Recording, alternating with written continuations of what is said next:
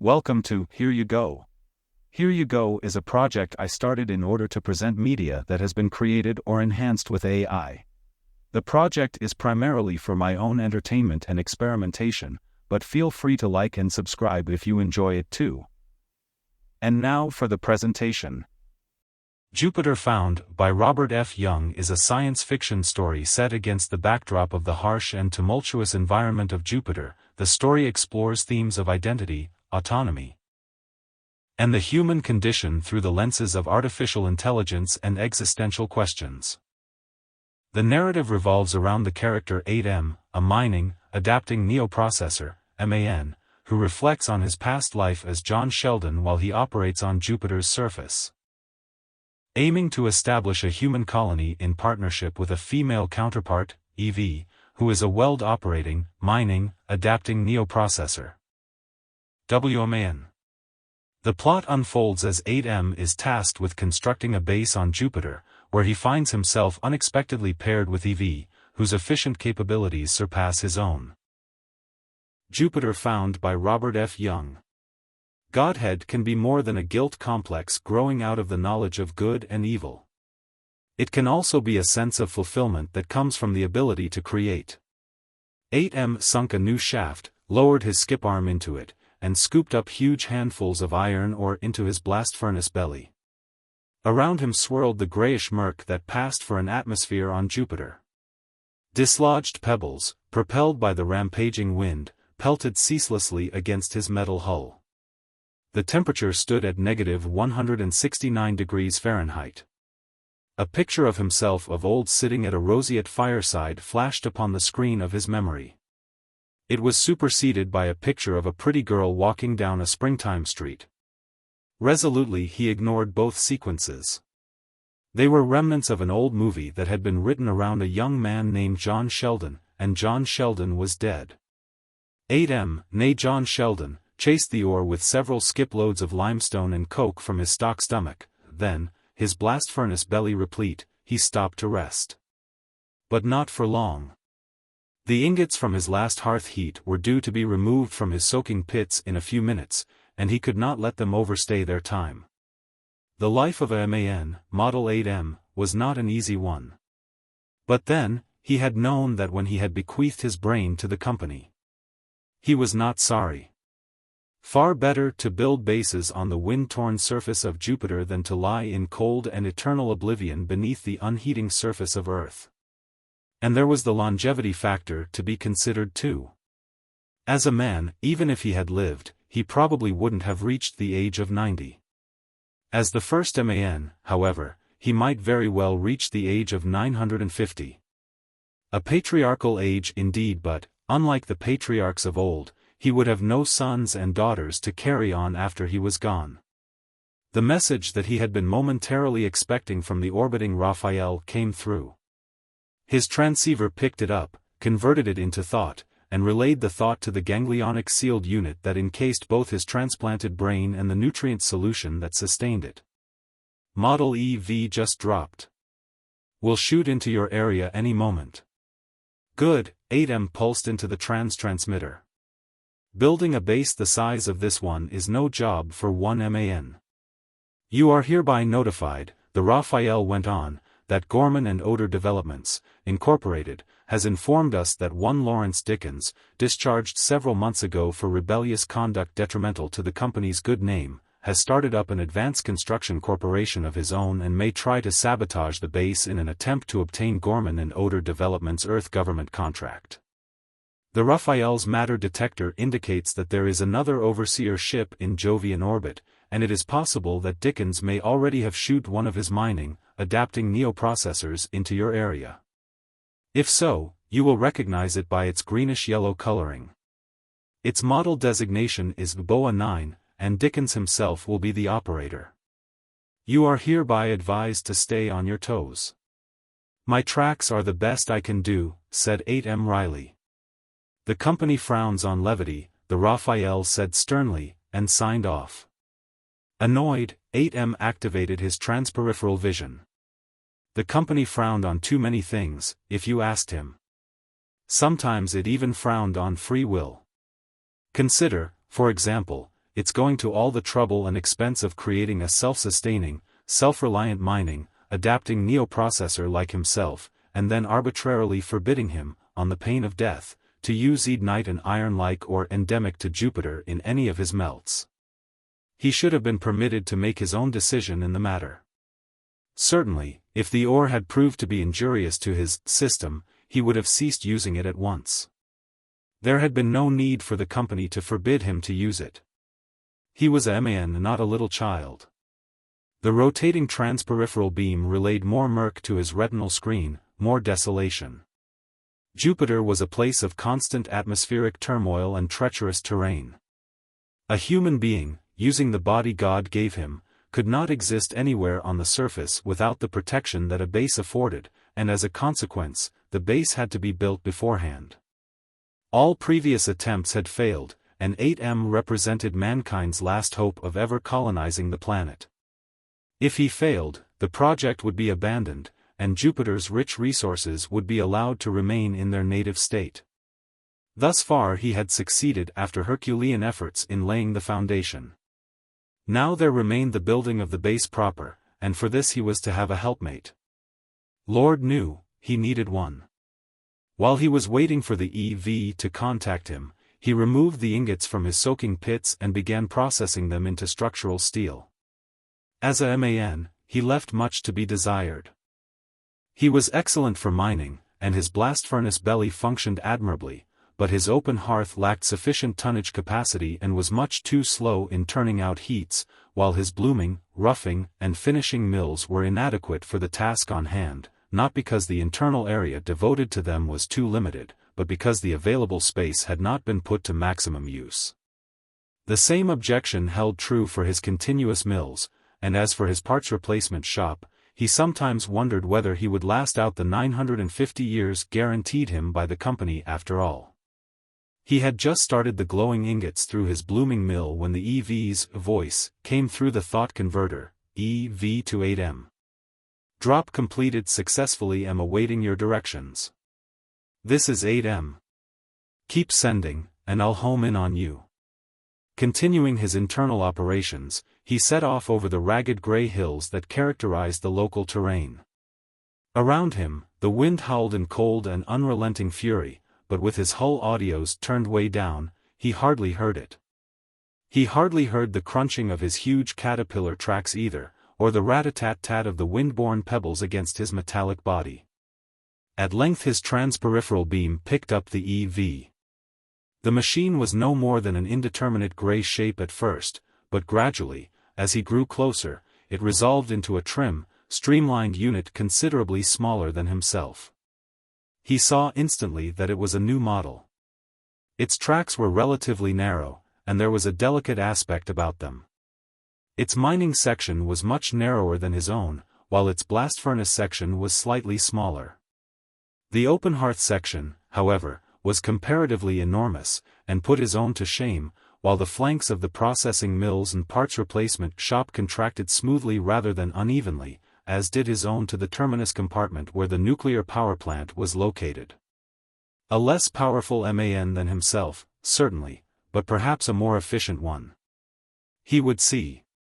Welcome to Jupiter, he said. I'm 8M, formerly John Sheldon of Earth. EV, formerly Helen Quinn of Same. He stopped in his tracks, both literally and figuratively. It simply hadn't occurred to him that a woman would respond to the company's request for volunteers, and even if it had occurred to him, the possibility of the company's installing a woman's brain in a W.O.M.A.N would not have. I am not a W.O.M.A.N, she said, seemingly sensing his thoughts. I am a W.O.M.A.N, a Weld Operating, mining, adapting neoprocessor. He hardly heard her. I don't understand it, he said. With such a high incidence of airway fatalities, and with so many bequeathed brains to choose from, why should the company have chosen a woman's? You're overlooking the fact, she pointed out, that in the majority of airway fatalities, the brain itself is in some way damaged, and you're overlooking the additional fact that 90% of the brains that have been bequeathed to the company are intellectually and vocationally unsuited for symbiosis. I happen to be a qualified engineer, and apparently I possessed the requisite intelligence. In any event, I qualified, and here I am. How old were you when you were killed? He asked her. 24. And you? I was 26. The way I went in for airway travel, it was a wonder I lasted that long.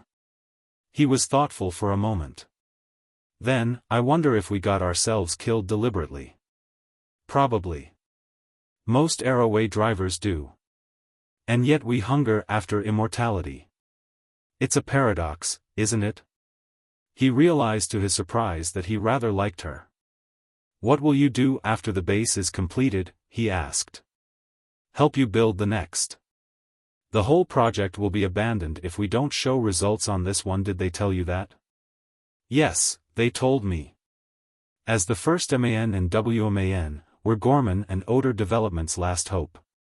If we fail, the Earth government will break the contract. But we won't fail, will we? Abruptly he visualized the face of a pretty, blue-eyed girl, and he knew somehow that it was her face, the face she had had in the land that had given her birth. No, he said, of course we won't fail. Come with me, and I'll show you what I've completed so far. He helped her free herself from the huge foil chute that had borne her through the atmospheric maelstrom, then, side by side, they set off over the ragged hills. She spoke no more, and neither did he, till they reached the site of the base. Little was to be seen, save for the geometric pattern of the non-corrosive footings he had laid, and the small stockpile of structural steel he had begun to build up. Our main concern now is production, he said.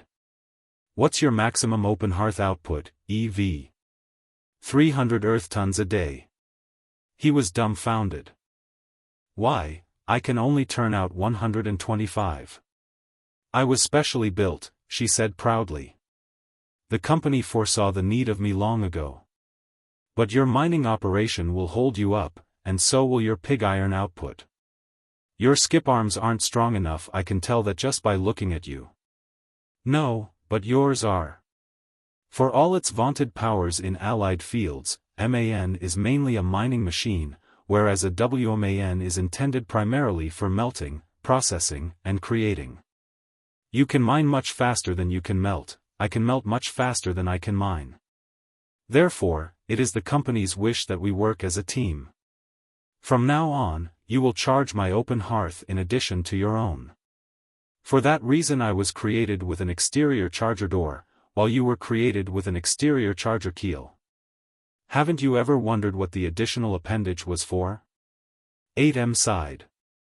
The company doesn't overlook a thing, does it? He said. And then, well, if we're going to embark upon such a strenuous schedule, I think we'd better get some rest first. I'm sure you must be worn out from your intensive training period, and as for myself, I've been on the go for 16 hours straight. I am a little beat at that, she said. There's a sheltered valley not far from here where we can sleep. He led the way to it. It was as narrow as it was deep, and there was barely enough room for them to park side by side. Her hull was just as impervious to the wind as his was, and they could just as well have bedded down elsewhere, but there is a psychological advantage in being shielded from the wind whether one needs to be or not, and he wanted her first night on Jupiter to be a pleasant one. After seeing the last of the ingots through his mills, he gave his blast furnace belly a final tap and pigged the heat. Then he deactivated his eyes and settled down, first checking to see if his alert field was on. Presently he slept. As always, he dreamed of Earth. Of green grass and blue skies, of trees and meadow flowers. Of the morning freshness of overnight snowfalls and of the taste of a woman's lips at sundown. Of the airway accident that had chewed up his body, but which had miraculously spared his brain. The body the company had given him was grotesque in comparison with his old one, but he was humbly thankful for it. He had eyes with which to see and ears with which to hear. He had no legs in the strict sense of the word, perhaps, but he possessed a mobility that, despite the much greater gravity he had to cope with, put his former mobility to shame, and he had at least 1,000 arms. Some of them were cranes and some of them were charger keels and some of them were skip hoists, and all of them were tools of one kind or another, but he could do things with them he couldn't have begun to do with the frail flesh-and-bone pipe stems he had once called arms, and anyway, in the last analysis weren't all arms tools? And wasn't the true measure of a man or a man's worth the number and the variety of the tasks he could perform? On Earth, he would be considered a monstrosity, just as EV would be, but here on Jupiter they were MAN and W.O.M.A.N. When he awoke in the drab Jovian dawn, his metallic body was lightly touching hers. The sole purpose of the tactility which had been built into his being was to give him an alertness which he might otherwise have lacked, and as a result he had never associated his ability to feel with the perception of pleasure. He did so now, though, and he was loath to move away. When at last he did so, she awoke. "Good morning," she said. He could not remember the last time he had been greeted with those two sweet words. "Good morning," he said back. "Did you sleep well?" "Yes. But I dreamed too." "The dreams are a part of it," he said. "You'll get used to them." He led the way out of the valley, and they started back toward the base. He saw the track impressions then, and knew instantly that neither he nor EV had made them. The wind had long since obliterated their own impressions, and in any event, these had been made by a different type of machine. "They're W.O.M.A.N impressions," EV said. "We have company. It must have skirted my alert field. I should have upped the radius. I hope the base is all right." The impressions led straight to it, paralleled the line of footings for a while, then veered off in an altogether different direction. The MAN and the W.O.M.A.N stuck to the trail, but the impressions grew rapidly less distinct, and presently faded out altogether. 8M halted on a high hill, and EV drew up beside him. "You know more about this business than I do," he said, when his transperipheral vision netted him nothing more than the usual quota of murk and desolation. "Why should Dickens go to such lengths to defeat the company when he may not be able to get its contract with the Earth government anyway?" "Vengeance," EV said. "He was pretty high on the company ladder when he got the sack, and the fall must have been pretty painful. When he left, he talked quite a number of other employees into leaving with him, which explains how he was able to set up a rival concern so fast. And he actually sacrificed his life and became a MAN just to get even? Not a MAN, a sort of super MAN. And he didn't sacrifice his life. The W.O.M.A.N, which he designed himself, goes one step beyond the company's MAN. Dickens solved the riddle of per-planet radio waves, and controls the machine from his orbiting ship. But he sees, feels and hears just as he would if he were actually a part of the machine, and his reactions, despite the slight time-lapse, are almost as hair-fine as ours are. He is a very brilliant man, and I'm afraid that someday the company will regret letting him go. Perhaps. Obviously, though, he's emotionally unstable." 8M swung his block-long body around. "Well, it's time we got on the job. We'll work 8 hours on, and 8 off. That way we'll stay in step with Jupiter's night and day cycle." "All right?" "All right," she said. She had her open hearth ready by the time they reached the ore deposit which he had been mining yesterday, and he fed an experimental charge through her exterior door, employing his outside charger keel. First limestone, and then ore. The warmth of her reached out and bathed his flanks, and the red-hotness of her hearth traveled throughout his whole body. In lieu of giving her a drink, an operation for which he was not equipped, he charged her with the pigs he had poured the night before. This, of course, delayed the heat, but even so, she had it out in half the time his own hearth would have required. Thrilled, he plunged into the mining end of the operation, while she processed the heat. A delay occurred when his main ore crusher broke down and one of its parts had to be replaced. He would have made the part himself, but she offered to do the job for him, saying that it would be good practice. She had the part ready in no time, and it was an exact replica of the old. Installing it required, not hours, as ordinarily would have been the case, but mere minutes. He was delighted. "You're quite a W.O.M.A.N at that," he told her. "My parts replacement shop is equipped with the best machines money can buy," she said proudly. Given the specifications, I can manufacture anything under the sun.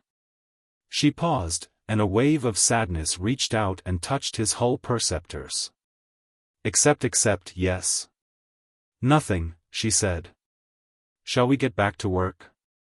By nightfall, he had both his and her mills in action, and heats coming up in both their hearths. He charged her once more before they settled down for the night so that a heat could be tapped first thing in the morning.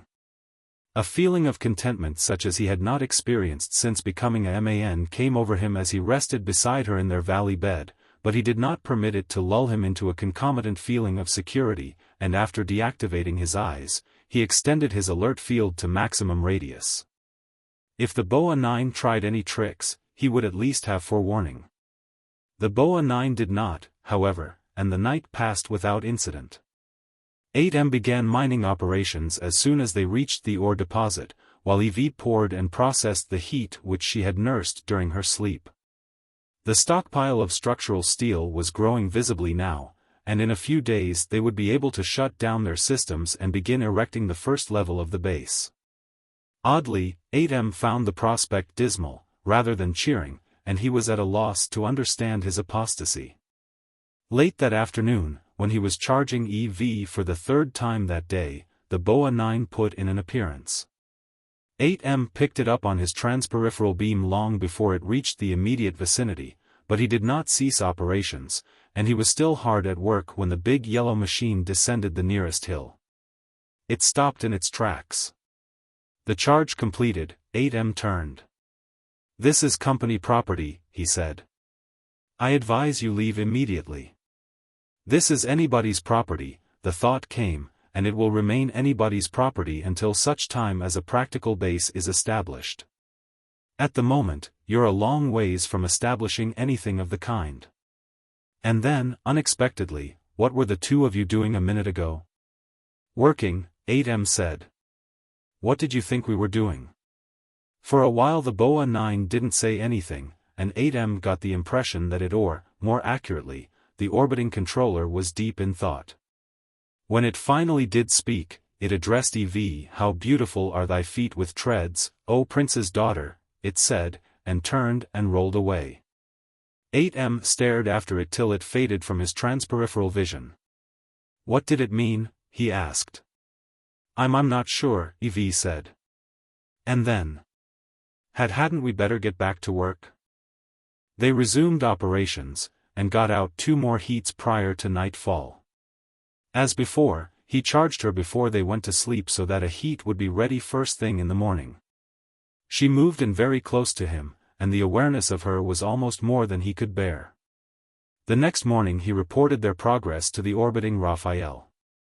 "The company will be pleased," the Raphael said. He also reported their meeting with the W.O.M.A.N. "God's wrath will descend upon the wretched creature within the hour," roared the Raphael. "We are homing in on the control ship now, and we will blast it from the heavens."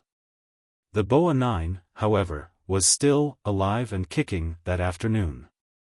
Again, 8M picked it up on his transperipheral beam while he was charging EV. She picked it up too, and so distrait did she become for a moment that if he hadn't known better he would have sworn that the two of them were in some kind of rapport. This time, the big yellow machine kept its distance, and presently it rolled out of sight. "I wish I knew what it was up to," 8M said. "If it's going to sabotage the base, it's going about it in a roundabout way. If you hurry, you can charge me once more before we quit for the day," EV said. In the morning, when he turned on his eyes, he found her gone. However, the alarm that clamored through him was as brief as it was abrupt, for he had no sooner emerged from the valley than he saw her rolling toward him over the hills. He was put out. "Where have you been?" he demanded. "You've no right to go off like that without a word." It was some time before she spoke, and he could feel the gentle pulsing of her thoughts. At length, "Please don't be angry with me, 8M, she said, "but yesterday afternoon the W.O.M.A.N and I arranged a rendezvous, and early this morning I went out to meet him. He told me many things about the company that I didn't know, and he told me how you and I could." Abruptly she broke off. Then, 8M, "Do you love me?" she asked. The unexpected question set him back on his tracks. He had never thought of love in connection with himself and her for the simple reason that they were a M.A.N. and a W.O.M.A.N. But didn't a M.A.N. and a W.O.M.A.N. have as much right to fall in love as a man and a woman did? Suddenly he realized that as far as he was concerned, the event had already come to pass, and the knowledge sped forth into every circuit of his system and set the whole metallic bulk of him to tingling. "Yes, Evie," he said, "I love you very much. Then come with me." She led him back over the hills to an expanse of relatively level terrain. The faint bluish glow that emanated from the ground told him instantly that there was an ignite deposit not far beneath the surface, and instinctively he held back. She nudged him on, paused presently beside a recently sunk shaft. He looked at her in horror. "Yes," she said, in answer to the question he lacked the courage to ask, "I have mind of the forbidden ore, and now you must mine of it too." "The W.O.M.A.N," he said. "It tricked you." "No, it did not trick me. It merely explained to me the true nature of ignite. Ignite represents the planet Jupiter's sole attempt to create life. The attempt was a miserable failure, because the ore in itself is incapable of instigating the processes necessary to raise it higher on the evolutionary ladder. The only way this can be accomplished is by an outside force absorbing it and, by combining with it, providing it with the impetus it otherwise lacks. Providentially or not, we represent that outside force. 8M, and God, Incorporated, knows it. Then why were we forbidden to mine of the ore? Because God also knows that by combining with it we may very well become something more than what we are, and God doesn't want us to become something more than what we are. God wants us to remain mere machines to the end of our days. We were created to serve and to make money for the company, and for no other purpose. Do you want to go on being a machine to the end of your days, 8M? That is what you are, you know, for all the illusions you may sometimes have of being human. A peripatetic apotheosis of automation pretending to be a man. You're not a man, 8M, any more than I, up until a few hours ago, was a woman. Stung, he said, God will destroy you for your disobedience.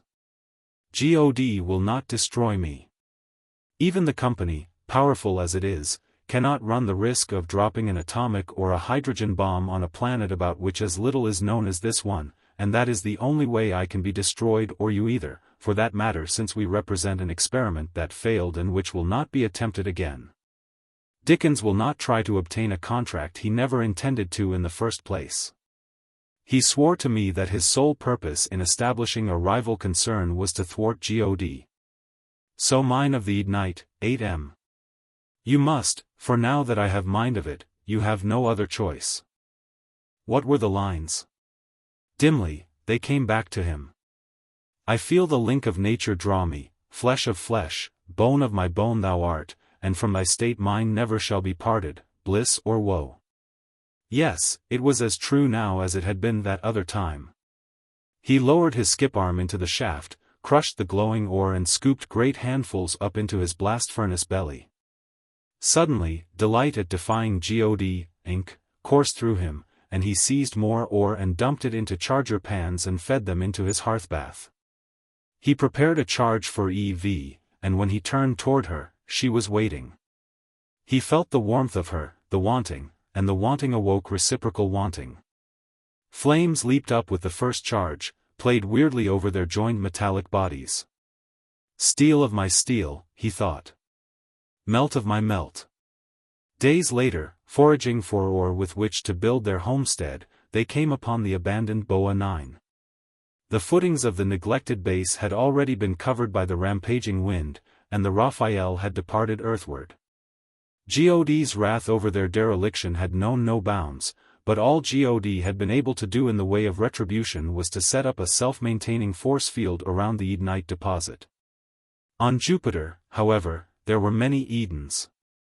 The W.O.M.A.N, now that its controller had absconded from the Jovian heavens, had something of the aspect of an empty snake skin. They left it where it was, and went about their business. Neither of them knew their nakedness, and neither ever would. Godhead can be something more than a guilt complex arising from a knowledge of good and evil. It can also be the sense of completion that results from the ability to impart life. That evening, the setting sun turned the omnipresent murk into a burnt orange, and the ragged hills came very close to being beautiful. It was an appropriate moment for Eve to say what she had to say.